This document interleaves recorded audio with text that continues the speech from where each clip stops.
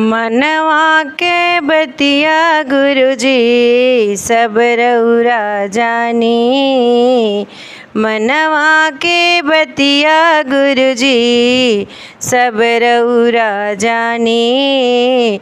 तब नाही बूझिले गुरुजी हमरो लाचारी। तब नाही बूझिले गुरुजी हमरो लाचारी।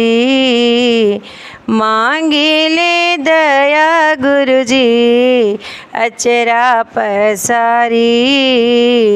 मांगिले दया गुरुजी अचरा पसारी। अंगनाली पवनी गुरुजी असनी लगाई। अंगनाली पवनी गुरुजी असनी लगवनी।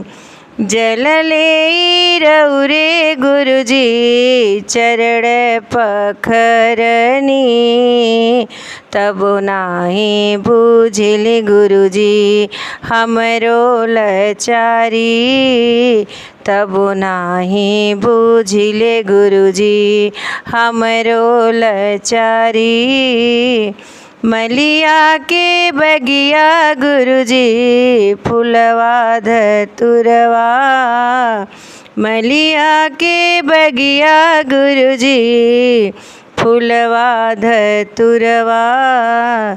रउरे चरनिया गुरुजी देवो चढ़ाई। तब नाही बूझिले गुरुजी हमरो लाचारी।